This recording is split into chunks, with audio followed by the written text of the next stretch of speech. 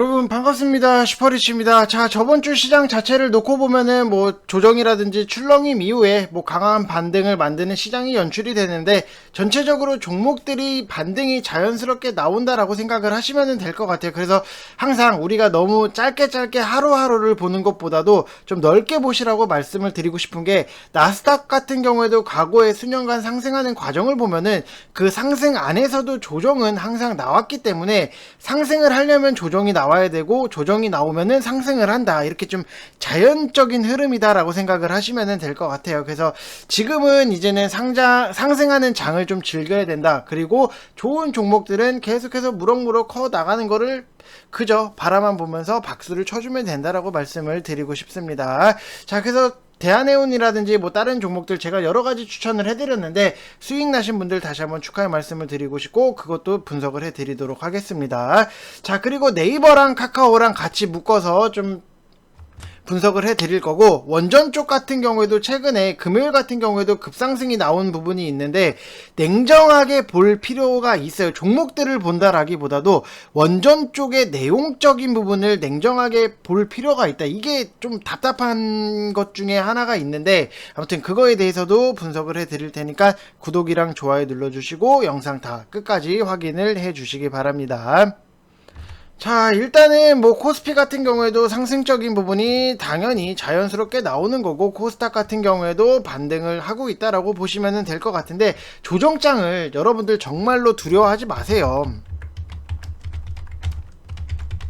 오죽했으면 제가 여러분들한테 조정장에 살 수 있는 것들 현금이 있다라고 하면은 더 사시라고 저는 강압적으로 너무나도 많이 말씀을 드렸는데, 결국에는 사니까 편안하잖아요. 그렇기 때문에 우리가 과거 나스닥 같은 경우에도 굉장히 상승적인 부분이 나왔는데, 이 안에서도 당연히 조정은 자연스럽게 나오는 현상이다라고 생각을 하시면 될 것 같고, 조정장을 우리가 두려워하는 게 아니라 조정장을 이용을 해서 우리는 수익을 챙기는 게 핵심적인 포인트 중에 하나다, 이렇게 좀 생각을 하시면 될 것 같습니다. 그래서 제가 여러분들한테도 조정장이 나왔을 때는 굉장히 추천을 많이 해드려요. 그리고 오히려 시장이 올라가면은 우리는 수익적인 부분을 챙기고 또 현금을 만들고, 그 다음에 조정이 나왔을 때는 적극적인 매수를 하고, 이런 식으로 진행을 하는 게 여러분들 정말로 정신건강에도 좋고, 주식을 참 맛있게 잘할 수 있는 방법이 결국에는 조정장을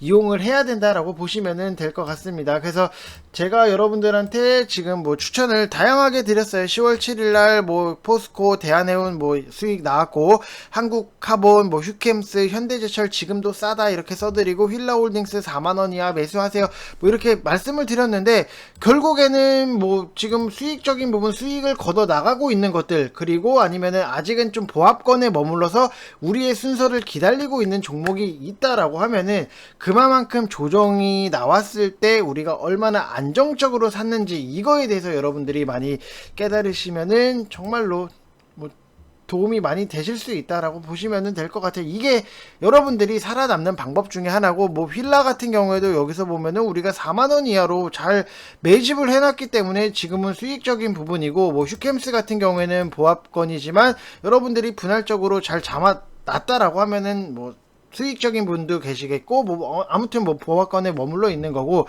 현대제철 같은 경우에도 우리가 계속해서 여기서 10월 7일 영상에서 말씀을 드렸지만, 이런 것들 사시라고 많이 말씀을 드렸는데, 결국에는 믿고 사느냐, 아니면은 나는 시장이 어디까지 빠지는지 모르겠으니까 기다렸다 사느냐, 이게 정말로 여러분들 답은 없어요. 항상 답은 없는 거지만, 우리가 냉정하게 좀 생각을 해보면은, 상식적으로 우리가 지수가 빠졌을 때 굉장히 공포적인 부분은 있어요.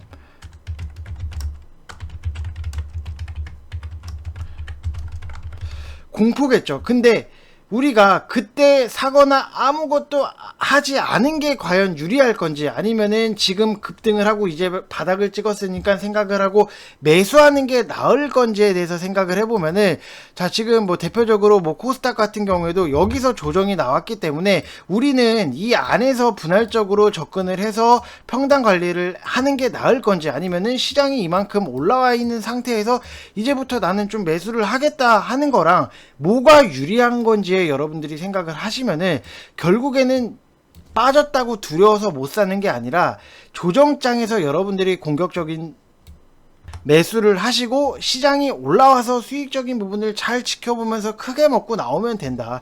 여기서 사야지 여러분들이 여기서 올라갔을 때 크게 먹고 나오는 거지.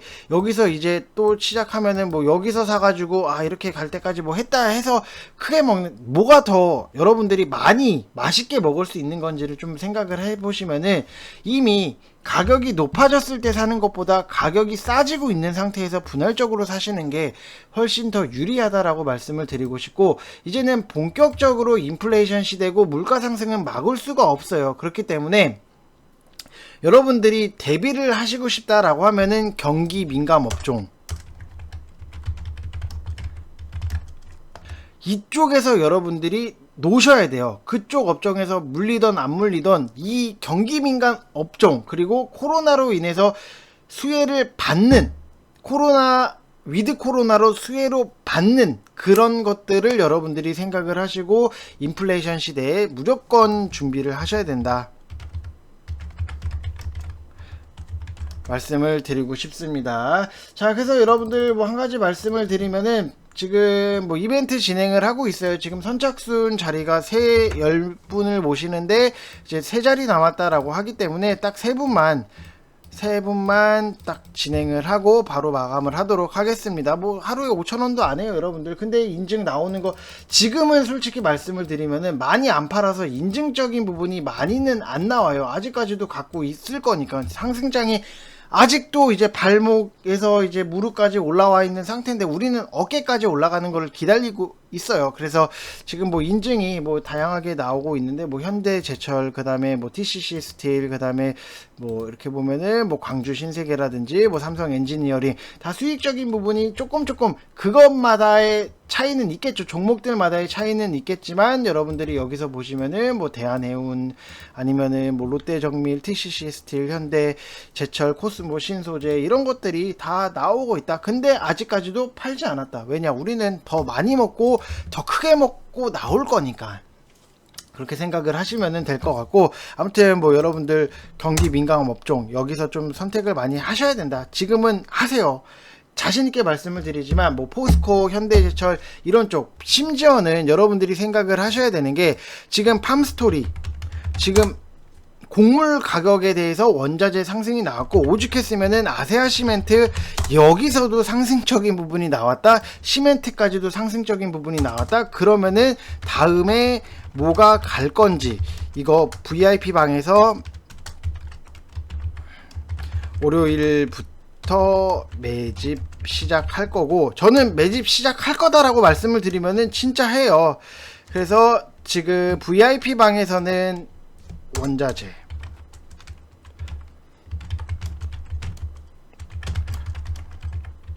매집을 할 거고, 뭐 팁을 드리면은 게임 관련주 매집을 할 거다라고 말씀을 드리고 싶어요. 그래서 여러분들 오셔가지고 좀 같이 매수를 하시고 매집을 하시고 좀 크게 많이 먹고 가셨으면 좋겠다라고 말씀을 드리고 싶고, 지금 보면은 카카오, 네이버 뭐 어차피 세트로 움직이는 부분이고, 핀테크 규제 때문에 어느 정도는 뭐 이제 바닥을 찍고 다시 올라가고 있는 과정이라고 생각을 하시면은, 지금 단순하게 이게 이 밑에까지 내려와 있는 상태에서 이 아래, 무릎 아래의 변동성을 두려워하지 마세요. 무릎 아래의 변동성은 뭐 지수도 마찬가지고 종목들도 마찬가지만 나는 더 살 수 있는 그런 위치다라고 생각을 하시면 될 것 같고, 카카오 같은 경우에도 제가 여러분들한테 뭐라고 말씀을 드렸냐면은, 저는 올 수도 있고, 이때 당시에 올 수도 있고 안 올 수도 있는데 총 3번에 나눠서 사겠다라고 말씀을 드렸어요. 저는 제 카카오 그 전에 급락이 나오기 전에 영상을 보시면은, 9월 8일 전에 카카오 제 영상들을 다 보시면은 똑같이 말씀을 드렸던 게, 저는 3번에 나눠서 살 거다. 하락적인 부분이 오면은 무조건 땡큐 하고 더 살 거다라고 말씀을 드렸던 위치 자체가 14만 5천원, 여기서 한번 살 거고, 13만원 이하에서 한번 살 거고, 11만원 부근까지도 내려오면은 더 살 거다. 3번에 걸쳐서 빠지면은 계속 사서 모아 나가서 크게 먹고 나올 거다라고 말씀을 드렸기 때문에, 어느 정도 지금 VIP 방에 계신 분들도 3번에 매집이 다 끝난 상태다라고 보시면 될 것 같고, 지금 평단 자체를 놓고 보면은 뭐 12만 8천원? 12만 5천원? 이 정도 선에서 굉장히 형성이 되더라고요. 지금 보면은 12만 2천원이에요. 우리가 단순하게 14만 5천원에 그냥 비중 다 때려서 그냥 들어가서 존버하세요 라고 말씀을 드리지도 않고, 우리는 좋은 종목을 빠지면은 계획에 맞게 계속해서 준비를 하고, 밑에서 더 담고 어느 위치에서 더 담고, 이런 것들에 대해서 굉장히 많이 신경을 써요. 그래서 여러분들이 평단 관리를 하시면서 크고 많이 먹게 만들어 드리는 게 제 목표고, 여러분들 스스로 나가셔도 하실 수 있게 만들어 드리는 게 제 목표이기 때문에, 지금에서는 뭐 카카오 뭐 걱정을 하시는 분들, 뭐 제 영상을 안 보시거나 저를 못 믿으시거나 바닥이 어디서 찍는지도 모르겠으니까 기다리라고 했다거나, 아니면은 뭐 13만원 불렀다가 정리하고 12만원 불렀다가 정리하고, 아니면은 11만원 불렀다가 정리하고, 저는 이런 스타일이 전혀 아니에요. 근데 뭐 진짜 말도 안 되게 뭐 13만원 왔는데, 13만원 왔을 때 보면은 다른 사람들 영상을 보면은 거봐요, 13만원 기다렸다가 사시라고 했죠. 근데 또 11만원 또 내려와. 그럼 또 11만원 기다리라고 사시라고 했죠. 뭐 이런 식으로 영업을 하시는 분들이 정말 가짠더라고요. 이게 무슨 사기인가 싶기도 해요. 그래서 저는 항상 미리 계획을 하고 준비를 하고 여러분들 수익을 만들어 드리려고 생각을 한다라고 보시면 될 것 같고, 네이버 같은 경우에도 뭐 갖고 계신 분들 같은 경우에는 오히려 카카오 쪽에서 총알을 맞고 파편을 맞은 게 네이버기 때문에 카카오보다도 네이버가 더 빨리 상승적인 부분이 나오지 않을까라고 예측을 하지만, 뭐 이거는 예측일 뿐이고, 네이버 위에 갖고 계시다라고 해서 지금 어떻게 해요 하시는 분들 분명히 많이 계셨을 거예요. 근데 네이버 같은 경우에도 똑같아요. 보면은 뭐 44만원 위에 갖고 계신 분들이 있다라고 하면은, 저는 항상 비중을 추가를 할 때 RSI 30 이하권에서는 2차적인 매수, 아니면은 뭐 다른 흐름적인 부분을 보면은, 제가 항상 좋아하는 가격적인 부분, 내가 42만원에서 샀는데 이게 뜻하지 않게 뭔가 급락이 나왔다라고 하면은, 여기서 이만큼까지 올렸던 부분, 그리고 여기서 이만큼까지 올렸던 부분, 이거를 반대로 되짚어 보면은 우리는 여기서 한번 사고 여기서 한번 사고, 그리고 RSI 30 이하권 여기 오잖아요. 결국에는 RSI 30 이하권까지 오기 때문에 우리가 이렇게 두 번 RSI 30 이하에서 좀 비중을 다시 한번 추가를 한다. 우리가 빠진다라고 해서 좋은 종목인 거는 알잖아요. 재무적인 부분도 괜찮게 나오고 다 괜찮게 나오는데, 단순하게 이슈적인 부분 때문에 하락적인 부분이 나온다라고 하면은 여러분들이 빠지니까 무서워서 계속해서 사고, 이제는 바닥이겠지 하고 사고, 또 바닥이겠지 하고 사는 것보다도 RSI 30 이하 딱 기준을 제가 잡아드리는 거니까 여러분들이 그거를 좀 생각을 하셨으면 좋겠다라고 말씀을 드리고 싶고, 이거는 뭐 시간적인 부분, 좀 지금은 비중을 여기서 갖고 계신 분들 같은 경우에는 지금은 비중을 추가하기에는 조금 한 박자는 늦었다. 왜냐면 RSI가 이미 47.38까지 올라왔기 때문에 좀 한 박자 늦었기 때문에 RSI 30 이하로 다시 오면은 그때 좀 비중을 추가를 하시라고 말씀을 드리고 싶고, 지금 원전 관련해서 뭐 일진파워라든지 두산중공업 참 좋아해요. 제가 두산중공업을 좋아하고, 뭐 우리기술, 서전기전 이런 원전 쪽이 굉장히 상승적인 부분이 나오는데,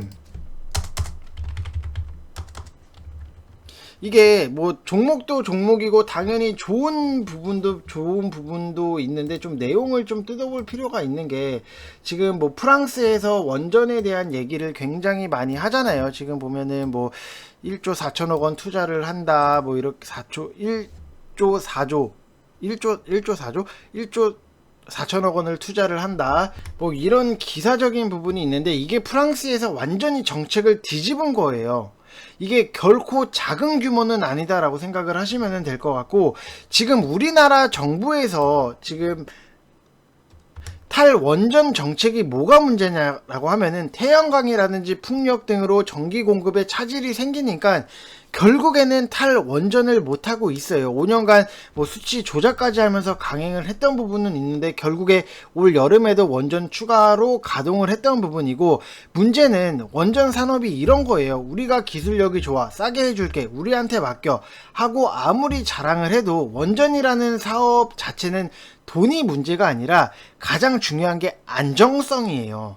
그 분야에서 1위를 하고 있던 나라가 우리나라였고, 그게 가장 꼴보기 싫었던 게 중국인데, 이 가치 산업인데 한국이 거의 싹쓸이 하다시피 하니까 고객 입장에서는 한국이 자국 내 원전도 잘 가동을 하고 있고, 그리고 관련 기업이 안정적으로 유지가 되면 우리랑 계약을 안 할 리가 없는데, 문제는 탈원전을 해버리니까 고객 입장에서는 아니 너네 나라에서도 원전 다 없앤다며, 우리가 계약하고 나서 그 기업들이 다 망하면은 부품 수급이나 관리는 누가 책임을 질 거냐. 실제로 원전 관련 사업을 하는 회사들이 주변 상권까지 싹 망했어요.